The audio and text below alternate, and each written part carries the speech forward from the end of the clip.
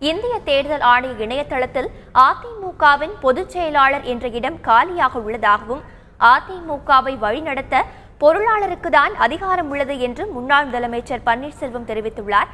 டெல்லியில் செய்தியாளர்கள் மத்தியில் பேசிய போது இவ்வாறு கூறினார். இந்திய தேர்தல் ஆணையத்துடைய வலைதளத்தில் அனைத்திந்திய அண்ணா திராவிட முன்னேற்றக் கழகத்துடைய பொதுச் செயலாளர் இடம் காலியாகத்தான் இருக்கிறது. யார் பொதுச் செயலாளர் என்று அந்த வலைதளத்தில் குறிப்பிடப்படவில்லை. இந்த நிலையில்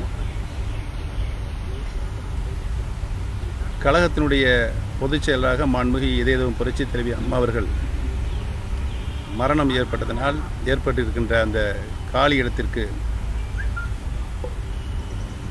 மாண்புமிகு அம்மா அவர்கள் இந்த மாதிரி ஒரு அசாதாரணமான சூழல் ஏற்படுகின்ற பொழுது அடுத்த நிலையில் இருக்கின்ற கழகத்தினுடைய அவைத்தலைவரும் கழகத்தினுடைய பொருளாளரும் கழக பணிகளை ஆற்றுவார்கள் என்றுதான் கழகத்தினுடைய சட்ட விதியில் சொல்லப்பட்டிருக்கிறது.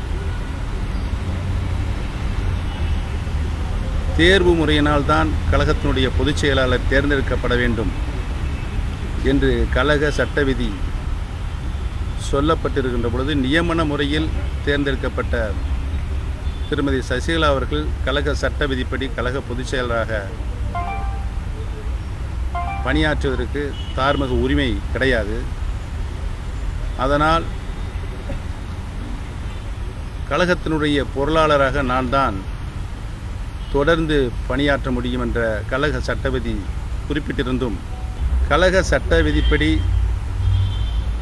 தேர்ந்தெடுக்கப்படாத கழக பொருளாளர் திண்டுக்கல் சி சீனிவாசன் பொருளாளராக செயல்படுவதற்கு அனுமதிக்கக்கூடாது என்று வங்கிகளுக்கு கடிதம் அனுப்பினேன். இருப்பினும் வங்கி அதனை எடுத்துக்கொள்ளாமல் திண்டுக்கல் சி சீனிவாசன் அவர்கள் கோடிக்கணக்கான ரூபாயை வங்கியிலிருந்து எடுக்கின்ற ஒரு சூழல் ஏற்பட்டிருக்கிறது. அதனை தடுத்து நிறுத்த வேண்டும் என்று இந்திய தேர்தல் ஆணையத்திடம் நாங்கள் இன்றைக்கு வேண்டுகோளாக அதை தடுத்து நிறுத்தும்படி கேட்டுக்கொண்டிருக்கின்றோம்.